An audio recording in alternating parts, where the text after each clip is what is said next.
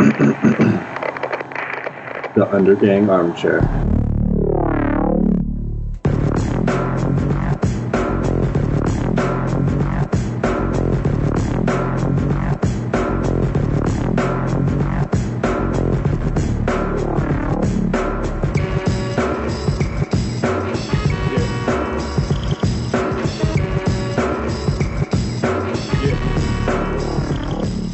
Hello and welcome. Welcome to a new episode of the Undergang Armchair Podcast, the last episode of the year, most likely, at least the last conversation. I want to say welcome to all the new listeners. I see you guys out there. I'm really happy that you guys enjoyed the interview with Sophie. I thought it was a really good one. I thought we're going somewhere. So we're happy, and we hope you're happy. I just want to say something to the Americans who listen. There is a lot of talk, in America about the war on Christmas. There are some fine broadcasters and politicians and talking heads who every year speak of the war on Christmas. I think it's the left wing who's having a war on Christmas, or is it the feminazis? I don't remember. You'll find it. Go to Fox News. You'll see what it is. But I want to tell all you people who think there's a war on Christmas in America to come to Denmark, because there is no war on Christmas in Denmark. There isn't even a discussion about it. There's no worry about saying Merry Christmas to anybody. There's no thought, what if they don't celebrate Christmas? Christmas is Christmas here. So all of you who yearn for the simpler days, come to Denmark where Christmas is still holy. And for all you Danes, you can go to America and, do some shopping or something. I told you guys about a bunch of stuff to do last week. It turned out all of it was awesome. The Bill Burr show was really funny. First comedy show I ever saw. It was good. The Superflex show at Charlottenburg was also excellent. I assume it's up for a while. Go take a look. It was a huge party for the opening, of course, as those things tend to go. Apparently it was pretty wild. I left early like a responsible adult.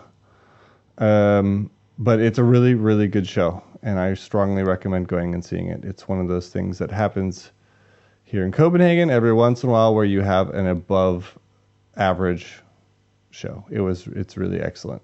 So enough said about that. This week we're talking to our friend Jacob Noel. I am aware that I always tell you guys it's a friend, and I am also aware that I always tell you guys that they're nice.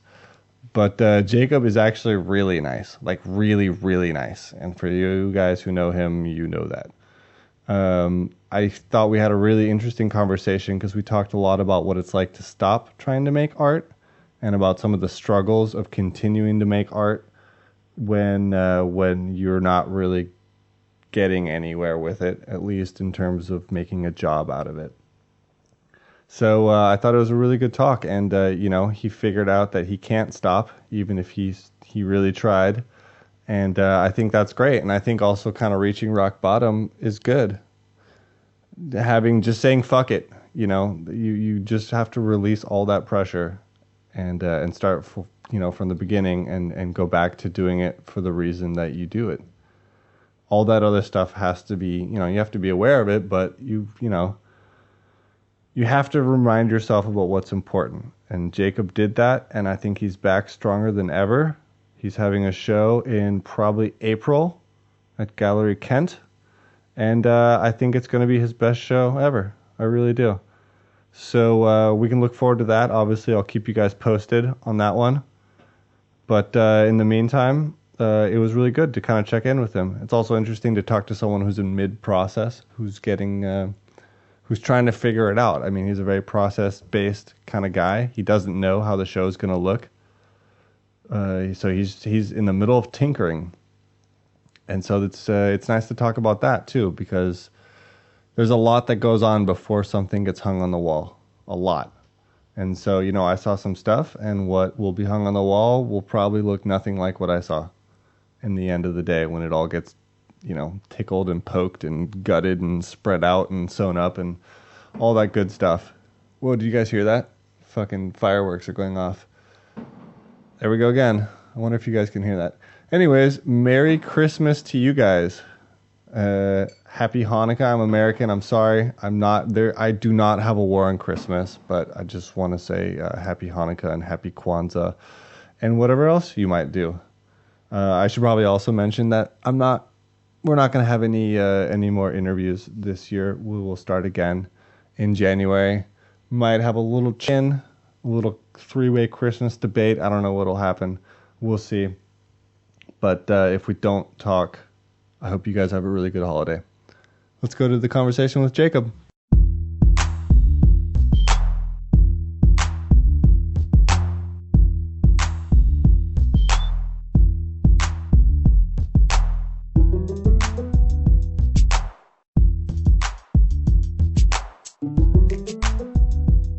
How do you feel about the process of working through it? I mean, we already spoke a little bit about this, but you are very much kind of accident prone, and I mean that in the way that like you don't, you just kind of tinker, and I get the feeling that you find something and then you have to poke it a lot to kind of like develop something out of it. Yeah, it's similar to when you were a kid. You found something interesting, a box, whatever, and you twisting, turning, poking, shaking. What can this thing do for me? Right. When will it open? What's inside? If I turn it upside down, does it become a house? Exactly, or a hat, or Right. something I can kick with a nice sound or whatever. And it is like that. It is like playing. So do you consider childhood play an important element of your work? I mean, because your work is very adult in a way. The end result is very... I mean, we talked earlier about how you have an issue with control and chaos, but your end works do appear to be fairly controlled. Yeah. And maybe that's just the process of selection that does that, or... Yeah, it is very playful when I do it. And it's all based on process. And when I do it, I don't know what I'm doing. Right. But I'm doing it. And you're comfortable with that? That is my comfort zone. Okay. So if you know what you're doing, you start feeling a little bit like, what the hell's going on here? Yeah, then I trash it. And I start all over. Right. But down the road, you get a picture of where this thing is going, and you kind of go along and see how it ends. Right. At a certain point, you have to commit to what you're doing. Definitely. And then, take some control over and you get absorbed by this idea. Hey, this one generates this thing, and it goes on to that, and one thing takes another, and suddenly you have a shape or something that appeals to you. Right. And you and until that point you're just playing, looking, what does it do? What can I make out of it? And suddenly it materialized, and then, wow, now I have a general idea of what this thing, what the potential of this object or this drawing or where it will go. Does it make it hard to intellectualize your work?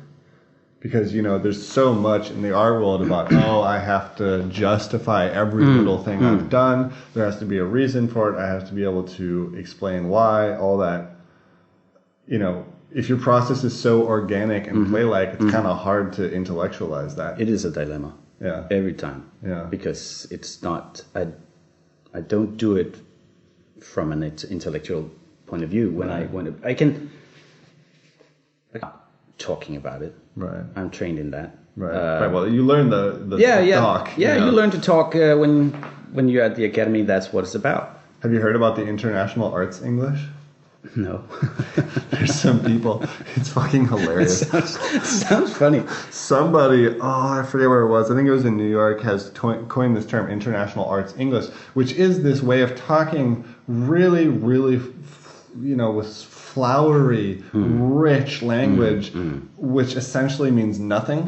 And it's that fine balance between very articulate and interesting and talking about real issues, and then just fluffing something to the point where it's a porno. There is nothing behind it but fucking. That sort of thing. And there were some really I think they started a website, International Arts English, and they have the worst examples of, a page-long, artist statement about nothing. It really bothers me, the fact that you have to intellectualize things. I'm all for intellectualization if that's what you want to do, and discussion and debate, and that's all good. But if you just want to play, then for Christ's sakes... Yeah. I mean, have you ever heard the saying that that art critique is the intellectual's revenge on the artist? Definitely. It feels like that. Every time they pull that trigger, you feel, oh man, you're doing it again. Right. Yeah. God damn it, I'm just doing this because it's fun. Yeah. Yeah, but yeah, I don't mind other people intellectualize my work, but I'm not very comfortable doing it myself. Right. Because... Do you think it's a weakness, or is it a principle you stand on? It's because it's not where it begins. Right. It's just not related. So it almost feels like I have to make it up to justify whatever I did. Right. To talk the talk and walk the walk. How was art school for you then? It was good. Okay. It was good because it worked out. Yeah. Because it was a whole new world, and I was not familiar to that discussion before I went in, because it was all done by, whatever you feel like, and suddenly there was this language about everything. Right. In this very specific way, and it's also trends. Trends go through schools when you're there at a certain point. Yeah. It means something to talk about things like this, and different discourses and context and right. But I saw it happen when I was in school, that there was talented people who couldn't exist in that context because they didn't want to talk about their artwork. They just wanted to make some goddamn artwork. Yeah. And it's kind of naive or outsider art or whatever, but that they couldn't talk about their artwork in that way. I had fellow students like that, and they were really left behind. Do they still make artwork, those people? Some, but not. They are not in the established art scene. They work somewhere else. I keep coming back to this, but I feel like it's really true. The idea that an artist can live in an attic and paint pictures, and once every 6 months a gallery comes up and says, "Oh, this is amazing," buys their artwork, goes downtown and sells it, and that person can just stay in the attic the whole time. Like, that just doesn't exist anymore. No. It's not possible. You have to sell yourself, or at least be able to talk about what you do. It might be reality for someone, but not before they have been out there selling themselves for years and years and years. It will be a position that you gain from that this. You can work your way to. I guess Fium's kind of like that now. He doesn't do a lot of talking, does he? No, but he's got influential friends doing it for him. Right. Well, that's the dream, really. You make artwork, and then some art historian can write up your... Once you get the collector's attention, the ball is rolling. Right. That's brutal. Like, in a way, I think that, it should be easier, but then again, maybe it shouldn't be easier. I think I just have a problem with the fact that you have to learn how to self-promote. Yeah. Well, that's one of the things about the work that I hate most. Right. Because I would like to be picked up. Right. Because what I do best is being at my studio, doing my shit. Right, and the reverse is you start... For a while there, I wasn't making work. I was just working on self-promotion. And you actually like, oh, maybe I should go back to making something. Maybe I should put something in that box that I sold. Right. Totally. Yeah. Yeah, so I mean, but you did get kind of picked up here. You're having a show. Yeah. It happens. Right. It happens, but not without being out there. Right, you have to be visible, that's for sure. You have to. They're not going to find your attic. No. That's romantic, but it's not like that. Yeah. So how do you feel about the process right now? I mean, I think it's interesting that we're talking now. Originally, my idea was we could talk right before your show opened when you're done. But like you said, it's also interesting to talk about things before they're done at all. We just looked at a bunch of stuff, and, most of it's in one form or another. There's different ways of looking at things. And I personally find that fascinating. But is it, okay, so what do we have? It's December now. You have a show in 4 months, let's say. Yeah. About. Is it starting? Are you worried yet, or are we still just kind of cruising around? Just No, playing around. but I rarely get worried about it because then if we get close to the deadline, then that is the fact, and that's the elements I have to work with. Now Right. it's time pressure. Okay, this is another thing I can work. It's a frame I can work within. Right. And often it's very motivating to have this time frame, and you push yourself. Okay, I wait, and suddenly, boom, you have to perform. It's a classic story. You know, Yeah. writing the paper the night before it's due, kind of Yeah, thing. and that's when you shine. So do you think that works well for you to have a fire under your ass? Sure. If I don't have any deadlines, I'm not very productive. Yeah. But I still generate ideas, but they don't materialize. Right. It's only when I have this deadline or assignment or whatever that someone wants something from me that Right. that motivates me to end things. I think that's one of the things that's so hard about the process of becoming a professional artist is that for a while, for a period of years, you have to produce for nobody and nothing. Yeah, if you depend on that deadline and you don't have it, there's no reason for doing it. Right. Yeah, I think a lot about the process of becoming a professional artist. You know, not an artist, but a professional artist, someone who's going to try to actually make a living at it. You know, and at a certain point, you have to make that decision too.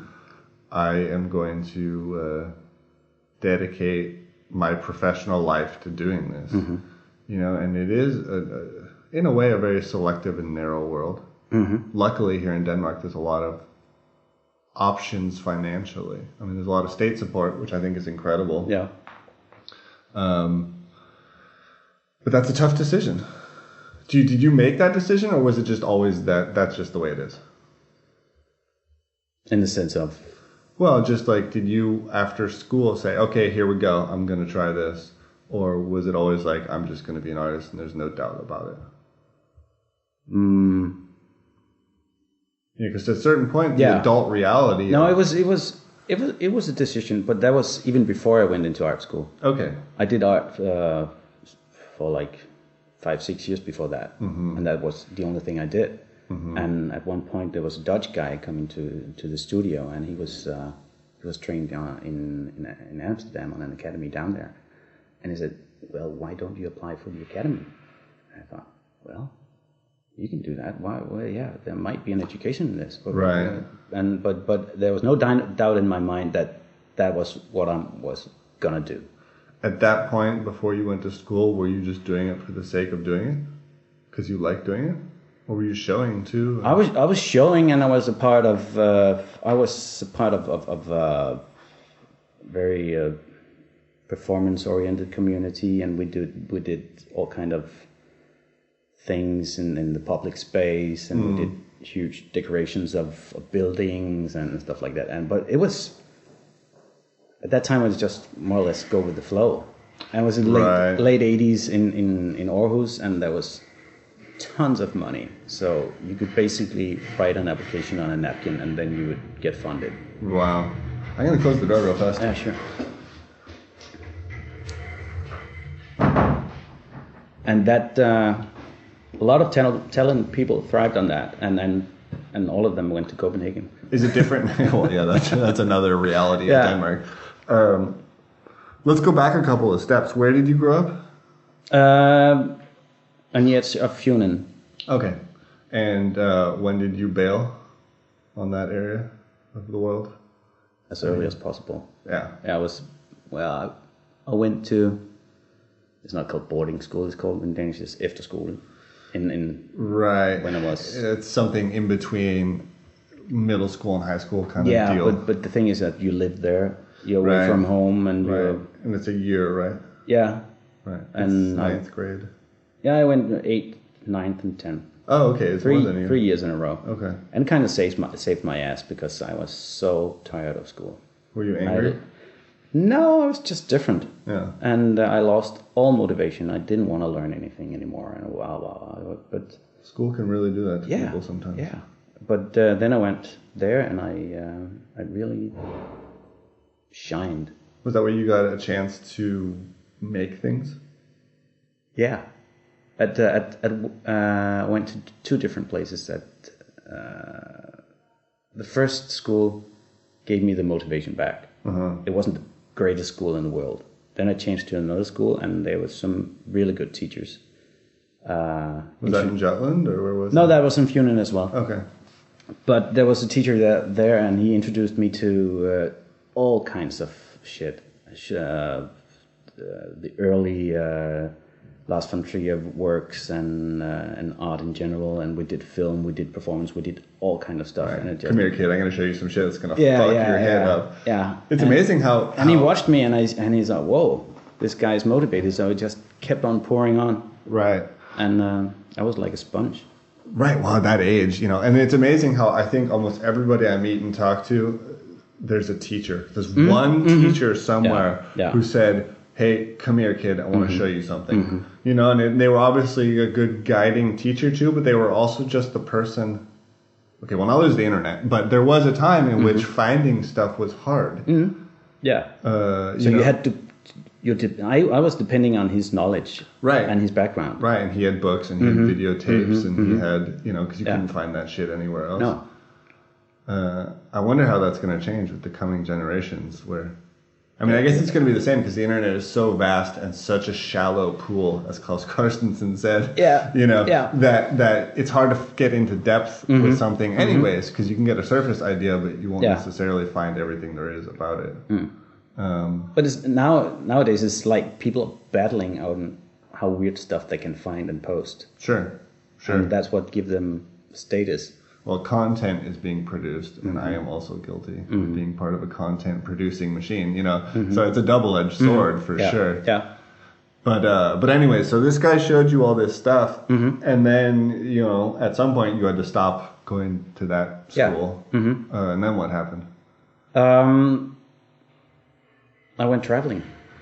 Right, I wanted to talk about this. You mentioned once to me, and I've never forgot it, that you went to France with a group of people in order to do clowning or presentation. Juggling, fire blowing, all that 80s stuff. That's fucking awesome. In tights. So what? So you guys piled into a van with no money. We bought a bus. Like a full-size bus? Full-size bus. It was 18... it got 18 seater. This middle-sized bus. Right. We went to Hamburg and bought it there, and we drove it to France. How old were you? 17.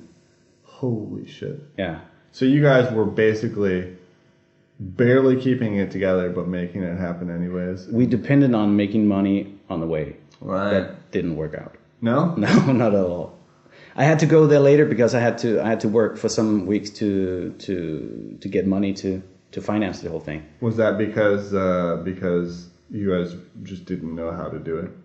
You thought you'd try, but you didn't really know the reality. It was based on a dream and a very good idea, but no one had really thought it through. Right. So by the time I got there, 2 weeks after the other, I met them in a small coastal village in France, and I realized that the whole group has just fallen apart.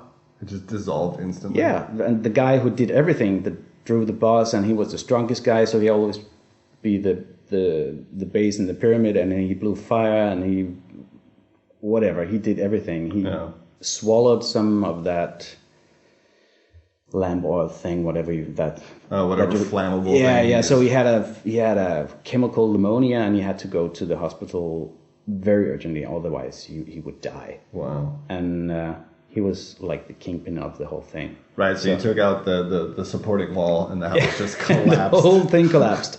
And so we had to make a plan B. Do you think if he had stayed, it would have gone differently? Maybe, but there had been some, on the way down there had been some bad chemistry developing through. Someone wanted that, and someone, there was a couple of people that their relationship kind of fell apart in that bus, and it was a weird thing to meet down there. So, okay, what happened here? Right, you just show up and everyone hates each other. Yeah. He was like, what the fuck? I thought we were going to have fun. So I was just drifting around for a couple of weeks and waiting for this Martin guy to get well. Yeah. And we took over the bus because everyone else left. So we roamed around in southern Europe. And how many people were you after it fell apart? 2, Martin and I. Oh, wow. Started out 12 people, and everybody just went out. So, but we had this bus, and we had to do something. So we went around and we picked up hitchhikers. Wow. And we said, okay, where are you going? Oh, we're going to North Spain. Okay, let's go to Spain. See what's happening there. Yeah. And we did that for 2 months or so, and that was quite fun. Could you make money? No, we lived on my savings. Right, ate crackers. Yeah. And all that performance shit, we gave up on that and just hung around. Okay. And then you guys came back to Denmark starving and thin. Yeah. And slept for a week. Mm-hmm. And then woke up and said, now what? Yeah, we went on a heavy detox thing. Right. Was there a lot of partying, a lot of booze and drugs and all that? Yeah, that was basically what it was about. Right. Yeah. Well, that's why things Not often being too fall stoned apart. while driving the bus, but... Right. But every other chance Mm-hmm. you could. I mean, when you're 17, you're on your own, and... Right. It's kind of early, though, isn't it? Yeah.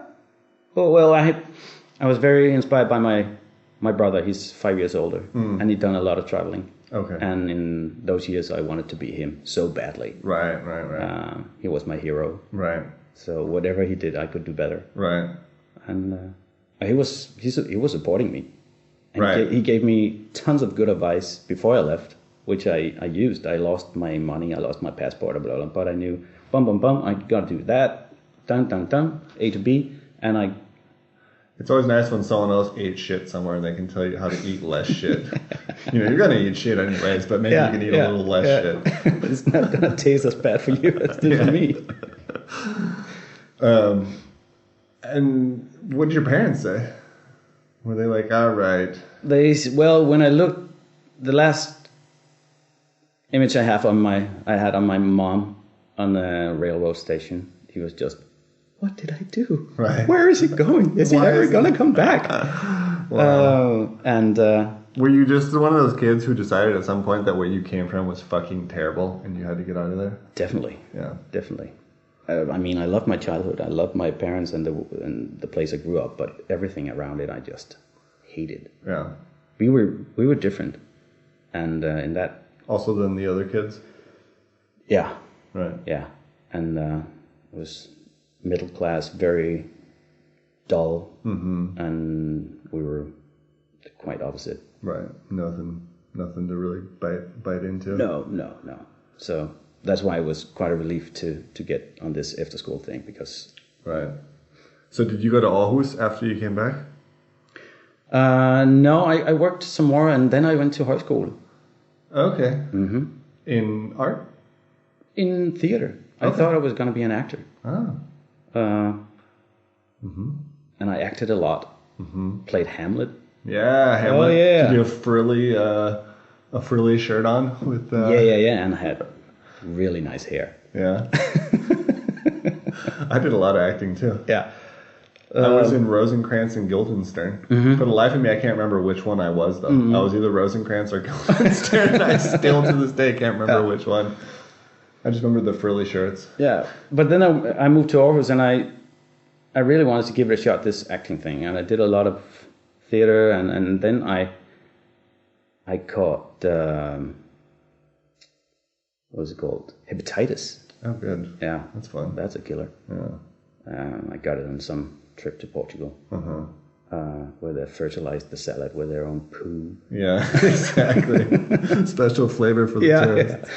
And that changed things, because I had to go to the hospital, and they didn't want to let me out before I was right. Right. And they didn't know when that was going to be. Right. And so at that you time, live here now.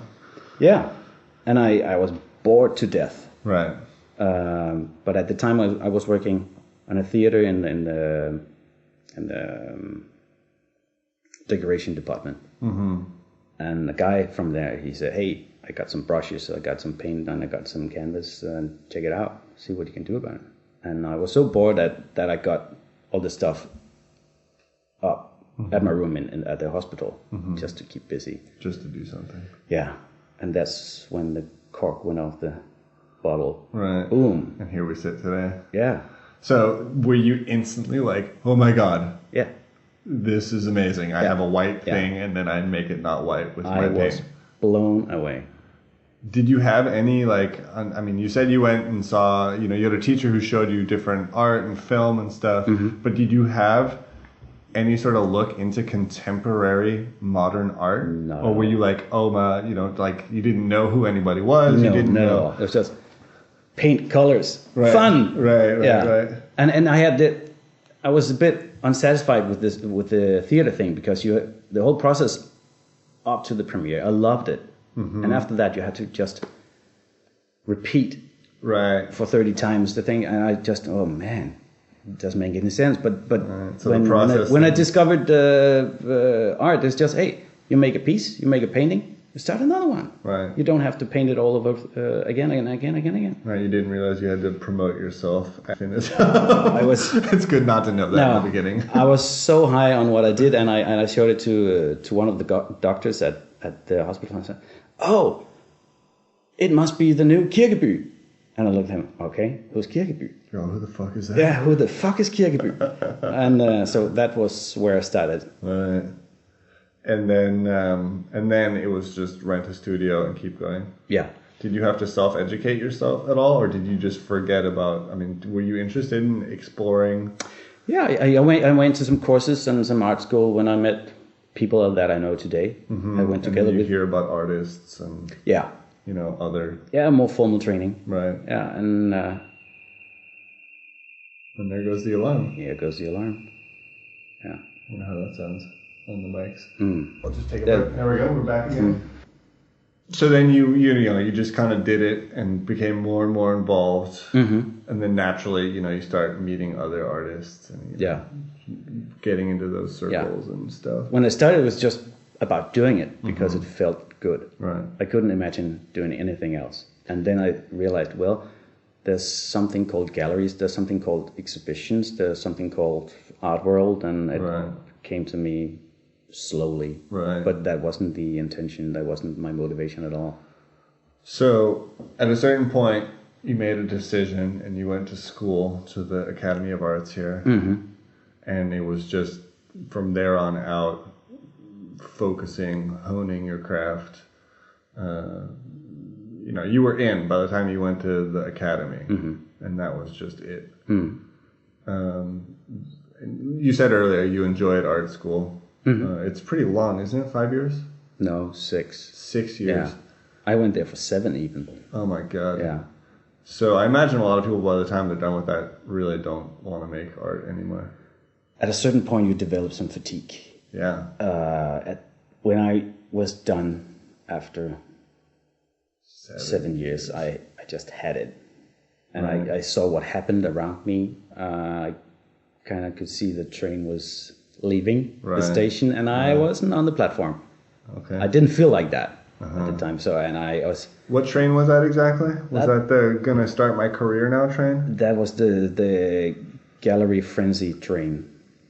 Right, because you finished what year? 2000. Right, and shit was starting to pop the fuck off here, like contemporary art, young artists, all that started happening. And you didn't feel like you were part of it? No, and I didn't feel like being a part of it. Okay, so it was I more couldn't of that. really relate to it. I saw how people acted in that scene, and I wasn't too attracted to it. Were galleries sniffing around at the school before people graduated? Nah, not really, not yet. It was more like meeting the gallerists in their field. Right, as always. Yeah. Fuckers. Yeah. Okay. But you obviously stuck with it. I mean, what happened then? If you didn't really feel like you were part of the scene, what'd you do? Well, I did a bunch of other stuff. I tried to quit numerous of times. Keep getting pulled back. Yeah. I worked as a photographer. I worked as a chef. I worked as a craftsman. I worked as a God knows what I did to avoid making art. But at the end of the day, it still felt like the most reasonable thing to do. Do you have a love-hate relationship with it? Definitely. Sometimes I loathe it. Yeah. Because it's so difficult, so hard. Yeah. And it doesn't make any sense because, what is art for? Right. Do you think what you do is important? to me, it's important. Right. And I hope the world matters, but first of all, it matters to me. So the idea that art is perhaps just another form of cultural output, and I don't know, let's say being a social worker and helping people in need in some way is more important for the world than painting pictures. In the broader perspective, yeah, Yeah. definitely. On the long run, in historical terms, art has made a significant difference. But They're present. it never saved the world, though. No. It made a lot of fun of people, but never really. If you want to save the world, you do something else. Yeah. But if you need an outlet, some therapy, art is a very good field to work in. Well, I mean, like you said, you've tried to back out of it several times, and you can't really seem to. No. You know, and I've always said, sometimes people say to me, oh man, I wish I was like you, that I had something I really wanted to do. I've heard all through my 20s, people will be like, you're so lucky that you have your photography because I don't know what the fuck I'm doing. And my answer always was like, well, if I found something better, I'd drop this shit so fucking fast. It's not because this is the higher meaning of my life. No. It's because it's the best thing I know.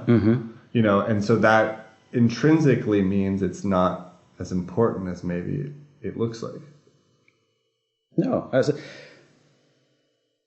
I love the combination of having another job beside my artwork, because that's where I make a difference. And you meet the world too. I meet the world, and the product I'm producing is either good or bad. Right. There's no gray. Right.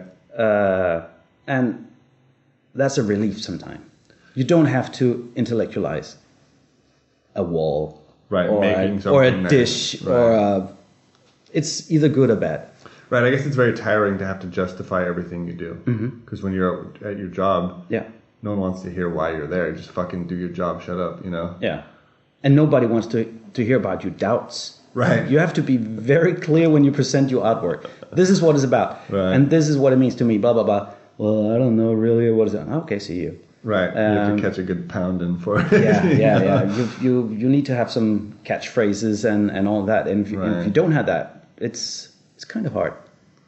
Yeah, you get unless you find a person that really levels with you and agrees on the terms that this is a fluffy thing.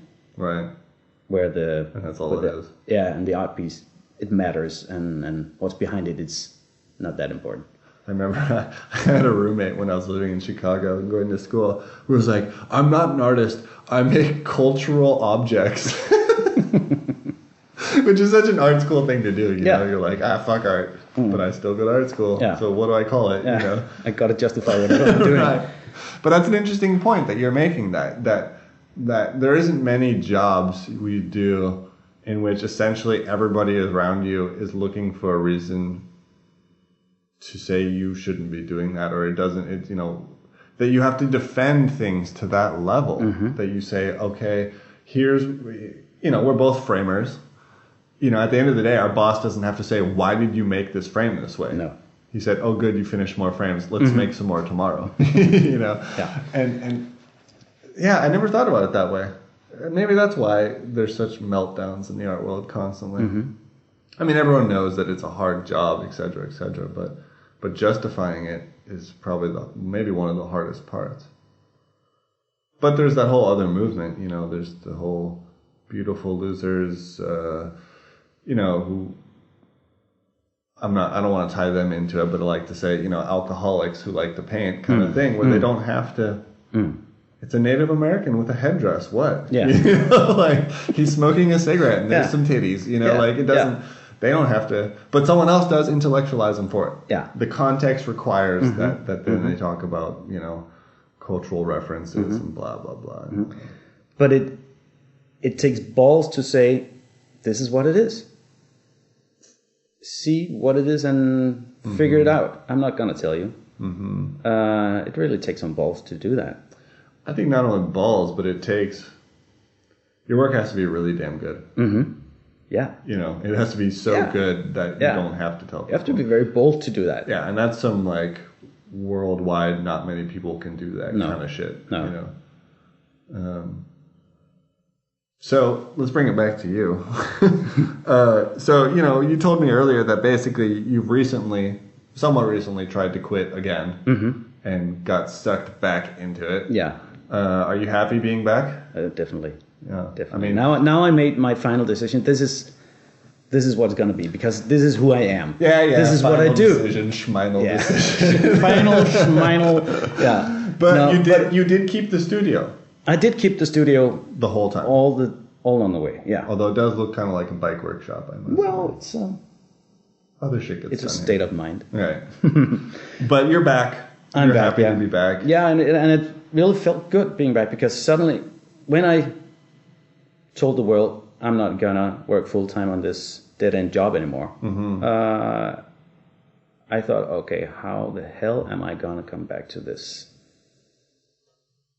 grind of the art world? Yeah. But everybody was cheering and saying, "Hey, great, you're back!" And that's good. That's nice. Yeah, that I was surprised because I thought, okay, this is gonna be uphill. You really thought it was over? Yeah, and I didn't know how it was gonna work. I was just, okay, now I need to do this, and right. And it might be on a hobby level the rest of my life, but this is what I have to do. Right. But it was received otherwise. Giving up can be a fantastically powerful thing. You're stronger when you get back, definitely. Yeah, I mean, just like, because you get so twisted up in what you do, and, there's a lot of denial, and I don't mean denial like personal denial, but like, look what I made, no. Look what I made, no. Hey, how about this? No. No. I really worked hard on this one, no. No, you didn't. And so you just, after a while, you just get pounded down. Yeah. So if you can just drop all that by saying, fuck this, you can start over to a degree. And I think when your attitude is, I don't give a shit because I'm going to do it anyway, it pulls off some respect. Well, and you're not so self-critical either of what you do. You're not so self-critical in a way of what you do. There's freedom in saying 100% I'm going to do this instead of why am I doing this? Is this worth it? Those kind of voices in your head really, really damage the artwork. It's going to eat you up. Yeah. All those voices that is going to pull you down. It's Now you have a family too. I mean, how does that play? Is that, you've got 2 children. Is that fucking impossible or what? How does that play a role in working? Well, the family thing is the most important thing. Definitely. Always. Yeah, it is. I'd rather pick up my kids than stay another hour at the studio. Right. That's a choice I made. Because I've seen people around me just neglecting the kids and you see we have colleagues the parents were artists in some ways and they had huge egos and they were just left behind. Right, kids are just kind of collateral damage. Yeah, just there and nothing really happening. Yeah, and right, and that's I was not going to pull that thing. Right, never. Right. So that's a priority. That means that my studio practice had to slow down. But somehow I had to keep it up, but definitely slowed down. Well, I imagine it helps you focus your time too. It does. It's just like we were talking about earlier about if you have something that needs to be done or a deadline, then you work harder. And knowing that you only have 5 hours today instead of all day, and tomorrow you probably have 0 hours, it can kind of help keep things moving. It definitely gave me some discipline that I never had before. Right, and your wife seems very supportive of what you do too. I couldn't keep up this lifestyle without her work and her. Right, and that's worth about $15 million in brownie points and hearts and everything. And then you have love on top. Right, how about that? Yeah, everyone goes through it, and you're right. If you have children, you got to fucking be there.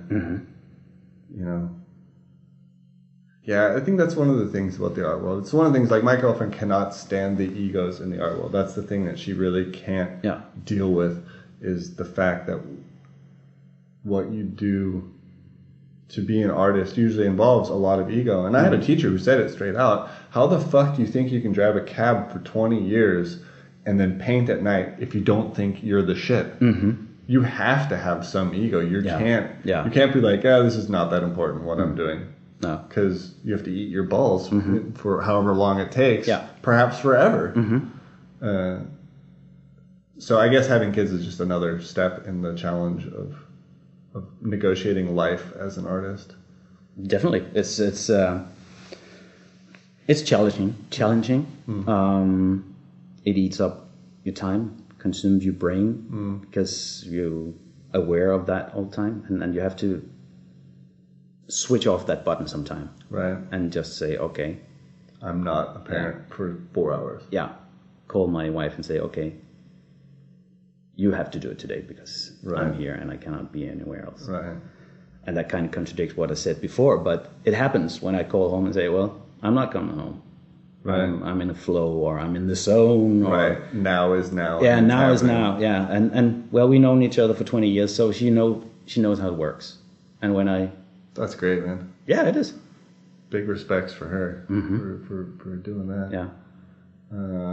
My lady and I have a little less smooth time with that. Although I'll tell you, starting a podcast will really eat up some time. Yeah. But yeah, it seems like in a lot of ways, it's great that I'm here right now because a lot of stuff is coming together. You quit, and it seems like this was the biggest quit ever that you did, and now return. Your children are older now, so they have you more time. Everything is kind of like, we're entering Jacob 3.0 or something here. Like it's really happening now. You got the show coming up, but you seem pretty calm about it. I am. No big deal. No, I leave it up to chance. Yeah. Do you feel like, is it hard? I personally don't have many feelings of jealousy, and I want everyone to succeed. But occasionally people my age who do really well, I'm like, oh, that'd be nice. I don't begrudge you that, and I don't whatever, but boy, that looks really nice. Do you feel like that ever? Do you struggle with feelings of like the other guys having an easier time? Jealousy is not rational. We know that. No, it's not. You could call it envy. Yeah, envy's probably better. Yeah. Well, I think that's a very big part of it, of the whole thing. Right. Because you know people well, and you spend time with them. Right. And every time you're with them, you feel better. Hey, I could do this better. Right. Well, it's really hard not to get bitter. Yeah. But then again, you have friends or you have colleagues that you respect very much, and when they pull it off, you're really happy. Like we both went to the Superflex show last night. Right. And I was impressed. What a show, huh? Yeah. And I thought, okay, they deserve it, man. Right. Those guys kill it because they also did it their own way. Yeah. And and they did it despite everything. See, they don't hit home for me because what they do is so different. Like the problem I have with them is they're so goddamn good at it that I'm like, I wish I was that good. Not like I could do this. Why are they getting it and I'm not? It's more like, holy cow, they took it to another level. And my girlfriend loves it because it's essentially non-commercial. I mean, it dances on the edge, but they do a lot of work, which doesn't work in a gallery context. And pulling that off is hard. Yeah, it's really hard. But for them, I'm just proud. I think, man, that is so great that they can flood a McDonald's, for example. Or like really, they can make that happen. Yeah. But it's true. They took a corporate structure and made it work in the art world. Yeah. And they did that from day one. Right. Smart. Really smart. Yeah. For you listeners, go check out that show. It is really good. You can build a lamp. It's fun. But you cannot bring it home. Right. Don't tell your girlfriend. No. But yeah, so I mean, I guess that's just a natural part of being an artist and working, because... I don't think my situation is very different from everyone else. Right. I have different challenges, but the core dilemma is the same. Do you think you're always going to have work on the side, even if you do make enough money to be able to support yourself artistically? I often ask myself the same question. And of course, I would love to spend all my time here. Right. But then again, I feed from being out in the real world. Right. You can really doing get stuff isolated. that works. Right. With no gray scale, just black and white. This is good, this is bad. And I feed from that. Right. It keeps me on the ground. Otherwise, I would float away on something, just get lost in the process and just Right. We've endless certainly loop. seen that happen. We've certainly seen that Yeah. happen with some Yeah. people. But it definitely keep me grounded. But so to answer your question, I think I would keep the combination Right. because it works for me. I get the feeling, though, if you start subsisting off of your art, if you start making enough money to do that, your work grows exponentially. If I watch the people who don't have jobs, who just work as artists, they got a lot of work to do. You know, my friend Jacob Noel, the guy I interviewed before, that dude works, 10, 12 hours a day without cease. And his brain, he is lost in that world. Yeah. And his work, luckily, flourishes because of that. He needs that for his work. His work is 100% his heart into it. Yeah. So it works for him. But I don't think it would work for someone like me. I do need the real world to have input and et cetera. But you think the dream is that you could wake up every morning, the bohemian dream. You go to the cafe at night and you drink some wine. In the morning you drink coffee and then you paint for 3 hours and, whatever. Yeah. But no, it's not like that. Then again, there's no doubt in my mind that I would be a better artist if I had more time in the studio and if I had more money to back it up. Right. Because a lot of projects just get lost because you don't know how to finance it. Because you need certain materials or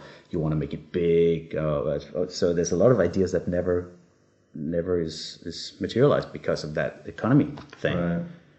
So a Right, lot of artists would be way better being rich. Right, or at least having financial backing. Well, that's where, again, to bring it back to Superflex, they found the finances to do some audacious projects. Yeah. Yeah, I mean, I guess that is the dream. You and I both would love to make a full set of photogravures, Yeah. but that's going to cost That's going to cost thousands. $1,500. Yeah. Yeah. So there's a lot of ideas out there to be done, but you have to put it on hold because you kind of don't have the money.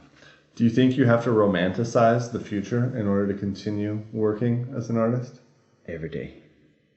It is, huh? Yeah. I keep telling myself, it's getting better. It couldn't possibly get any worse. Someday someone's going to hand me a stack of money. Yeah. If you just keep on doing the shit, someone will actually pick it up.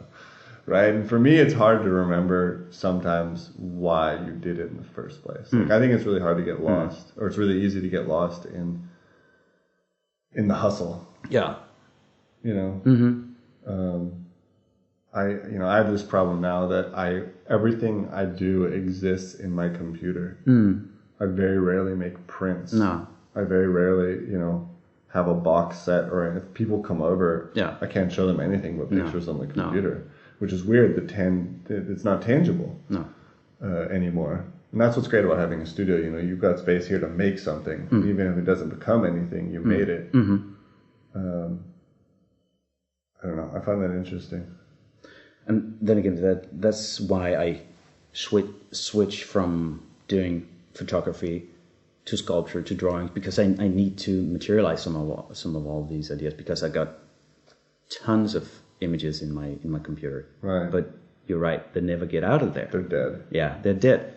So you need to transform them into something else. Right. They're great sketches for something else if you think in that direction. Right. It's hard to contextualize them though sometimes. They're just there. Yeah. I recently found the series I'm working on now, I'm finishing, which I really want to print and make real, is it's all pretty much newer stuff, but I found one picture from about 10 years ago that's just there, So it's really hard. Like, I never saw the context for it. I knew that picture knew what it was doing 10 years before I knew what it was doing.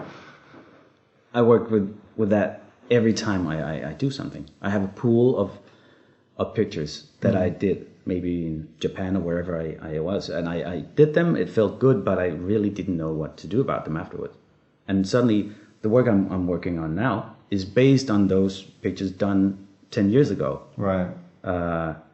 It's like the raw file or the essence of something that I can work on, and I can transform it into another image. But it's still it's like a little cube of knowledge that I have to unwrap. Right. And then find out what shelf it goes on and what you're going to cook it with. And it followed me for many years, and I looked at it many times. But right now, it feels right to open that box. Right. And I have maybe 100 of boxes that is waiting for.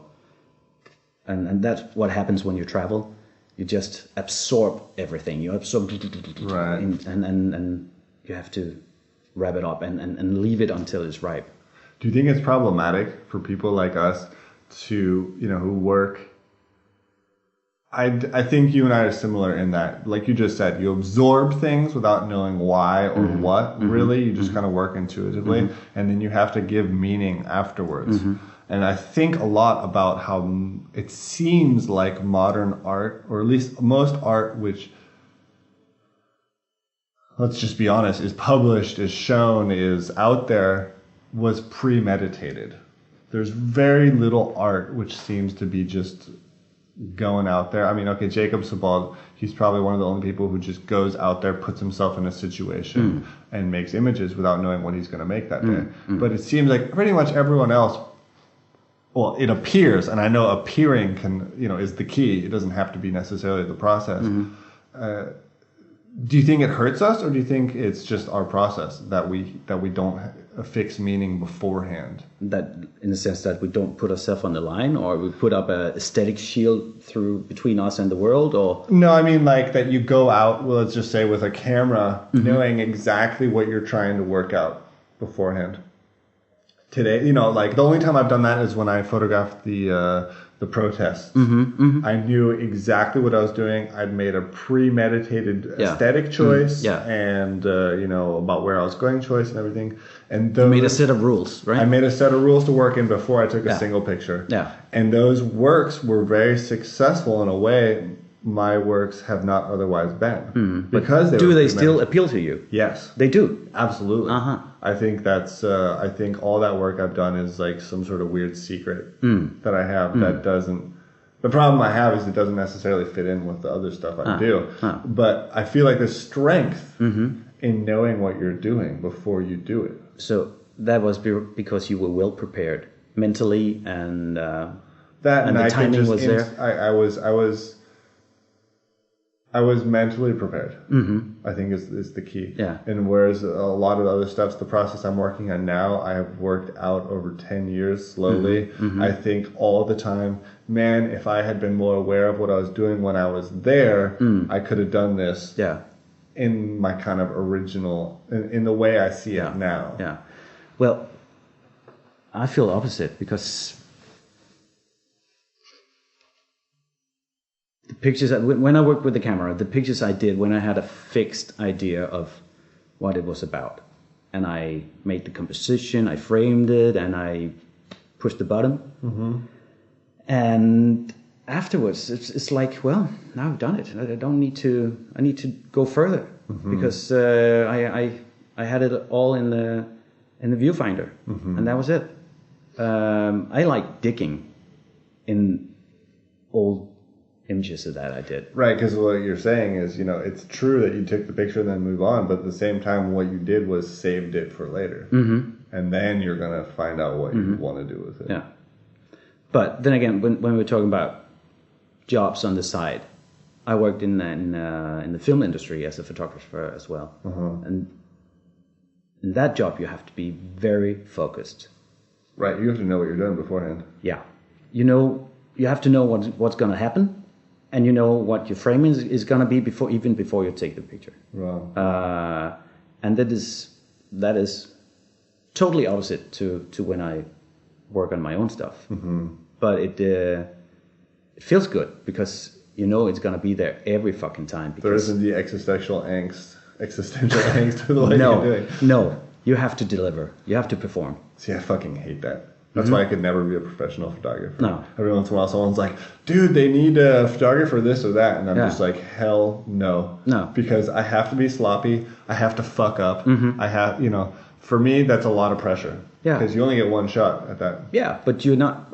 I feel like I'm not in the line because this is a job. Right. And I got customers and they want images of this quality. They have to tell the story and this... It's really very exact rules to work within. It's very simple, I guess. It is very simple. Yeah. And you have to be fly on the wall on the film set. Right.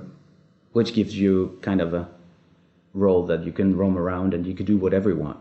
Because so there is some freedom anyways. There is some freedom anyways. In that job, yes. Yeah. If you were a boomer or a sound engineer, there's not. Right. Stand here, point this. Exactly. Don't fuck it up. But when you're a still photographer, you have to make the best of what you got. Right. Is it hard for you, because you work in, like you said earlier, 3, 4, 5, whatever media you're really interested in at the moment, is it hard for you to put that all together? I mean, is it hard for you to say, my art practice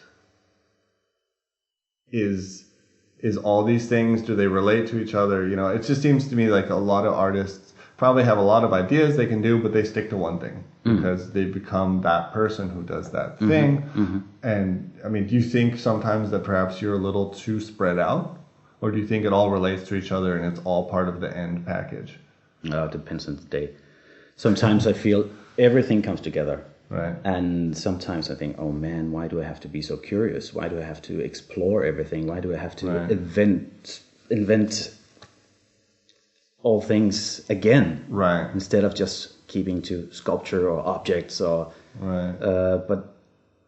But it's it has become the way I work. And might as well just embrace it. Talking to people that known my work for years, they say, okay, but we're used to that. We can see the line.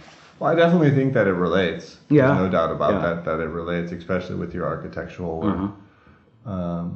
And I think it'll be the next level too now with this exhibition, because you're tinkering with a lot of stuff here too. And so the way, it's exciting to see it underway and then see how the final product will be. But I really doubt you'll have just 2-dimensional pictures on the wall.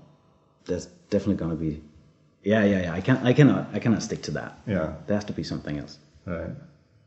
Still, I don't know what, but I definitely have the feeling that I have to materialize it in an object or some light, or it's not gonna stick to just being things on the wall.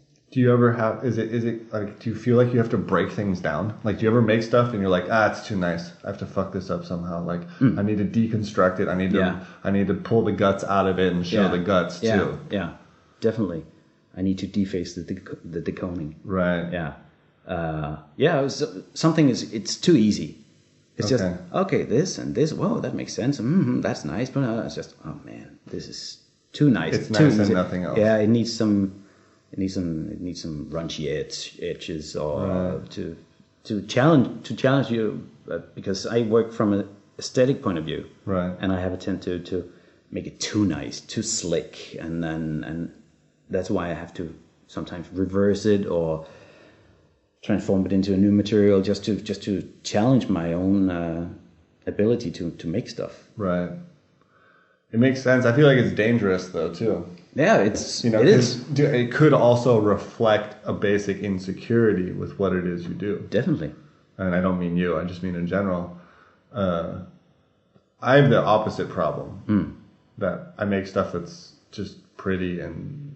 Like my eyes just like, oh, that's pretty, and then I don't have to intellectualize it. And, I have a hard time making the hard choices. There's nothing wrong with pretty. Depends on what's the argument about it. It's how you want to intellectualize it. One of the things that someone told me, which stuck with me the most about making art, is you have to make multi-dimensional work. The more one-dimensional it is, the easier it is to walk right by it.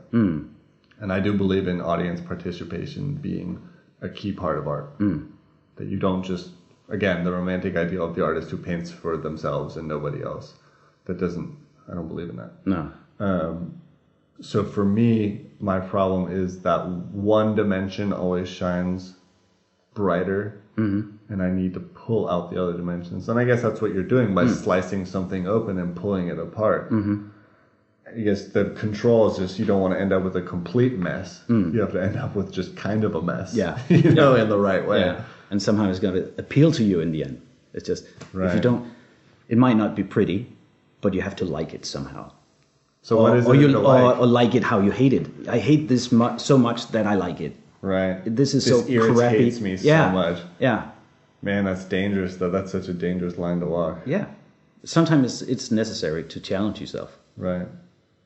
But do you feel like sometimes you go too far? Does it ever worry you that like this was nice 4 steps ago, Yeah. and I overdid it? Yeah. I often feel like that. Okay. Yeah. And then I it's assume just- you don't save the process either. You can't just click undo. No. When I work in Photoshop, I never work in layers. Oh, boo! You can't do that. Yes, you can, because then it is like drawing, painting, whatever. It's a Oh, that hurts my bird so bad. well, that's not because I'm not a bona fide photographer. That's why. Because if you work in layers, you can just poke around for ages and make it perfect, and that's how you end with non-perfection. Right. I know exactly what you're saying. I don't know if I'm mature enough to really accept it. But I know what you're saying. But I mean, that's interesting. It is, Yeah. and it takes a kind of fearlessness to do it. Yeah, or stupidity. I don't know. but then, Depending on how you feel that day. yeah. But I know it's stupid not to do it, but I'm either too lazy or uneducated to do it, and it's just no. I want to get it done, and of course there's maybe 50% garbage because you overdo it or you make the wrong choices down the road and you cannot go back. But that's all part of the process. Yeah, I mean, you're a photographer as a sculptor, kind of. You're not a photographer as a photographer. No. Whereas for me, I would be afraid that I fucked up the blacks and I can never get them back. There's no low tones, and I may not want them in the final print, but I want to have the option of having them, kind of deal. Yeah. But I'm totally a perfectionist. Yeah. I'm a control freak. Yeah. All right. Well, we can kind of start wrapping this up. But what's next? Tell me, what's happening? We know you're having a show. You're working on it. Yeah, but I have to go to Gammeldag, Statens Værksted for Kunst. That's awesome. It is. It's quite an opportunity. And How long do you have there? about 2 months. That's good. 2 months is good. Yeah, 2 months is very good. Yeah. And there you are going to continue to take things and then gut them and spread them out all over. Yeah, I'm gonna slice up some of the images that I did. I tried to build them in 3 dimensions. Right. Um, Is it just a studio you have, an atelier? Or? I have a huge studio, and I have the print shop as well. I can Print do, shop in terms of digital printer? Yeah, Excellent. yeah. So it kind of goes hand in hand. That's one of the great things about living in Denmark is you have opportunities to rent stuff like that. I'm very thankful for that. Are you happy? I mean, did you ever want to work somewhere else? Did you at some point ever say, I'm going to move to New York or London or whatever? I'd love to live there. I never wanted to work there because I see how people hustle to get by. You get shit on it so yeah. much. I love to get there and I'd be a part of it for maybe some weeks and months, but I could never stay there. Right. Unless I was funded over my head. Right. You need a lot of goddamn money to exist. Yeah, because I don't have that hustling thing in me. Right. I don't want to. Right. I guess it just depends on what kind of situation you thrive in. There's some people who need impending doom, homelessness the day after tomorrow in order to work, and they don't mind, the constant battle for survival. No, that's not me. That's one of the interesting things about Denmark is just that you can live pretty comfortably. Yeah. And that's both good and bad in terms of... Denmark is where people go if they don't have a death wish. Right. It's very easy to get by. Right. Or you're just born here. Yeah. But I mean, I got tired of it. I moved from the US to here because I was fucking tired of it. And I couldn't really gather myself. I feel like I could go back and function better now, but I'm not sure I could. At that point, I was just feeling so underwater. But then again, you're fascinated by the dynamics and the how people generate stuff just because they have to. They struggle and Right, the output is incredible. the output is so incredible, Yeah. and it generates talent and it attracts talent because It just rips a lot of people to shreds in yeah, the meantime. yeah, and evidently someone came out on top. Right, and that's who you're looking at. You don't Yeah. see. I mean, you do have to step over a lot of homeless Yeah, but people. I don't want to get stuck in the grinder. Right. But I'm pretty sure I will if I go and stay there. That was the feeling I had about New York. I've been there for 4 days in my life. I drank ungodly amounts of whiskey, and I had this feeling like New York crushes better men than I. You know, I wouldn't be able to do this. I just know I would be chewed up and. I had that feeling in LA. LA's pretty brutal too. Yeah. LA's though it's more La La Land. I was paralyzed by good vibes and sun and nice cars and just roaming around. Right, fake tits and blonde hair. Yeah, and barbecues, endless barbecues. Yeah. I think LA is one of those places that's really fantastic if you're able to abstract from a certain real element of it. I had the same art teacher who told me about having ego. He was a New Yorker. He was a real New Yorker. But he lived in LA because he'd gotten married, had a kid, gotten divorced, and she lived in LA. So if he wanted to be around his kid, he had to live there. And he was so bummed. You know, he was a Manhattanite, really. And he told us one day, he was like, yeah, you know, you look at New York and you think man challenged the gods and he won.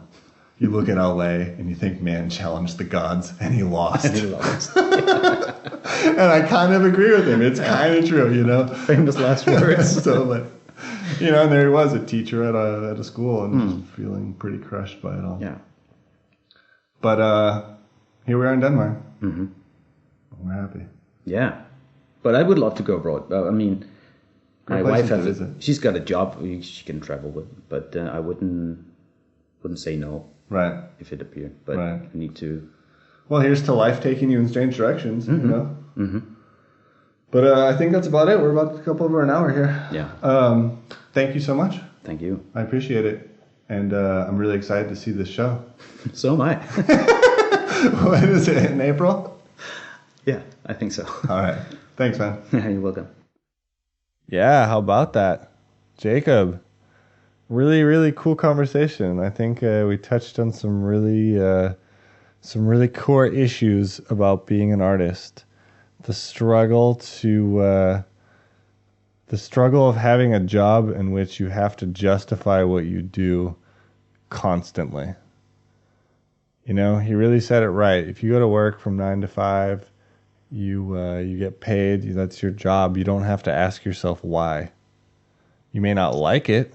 I do concur that is another possibility. You may fucking hate it.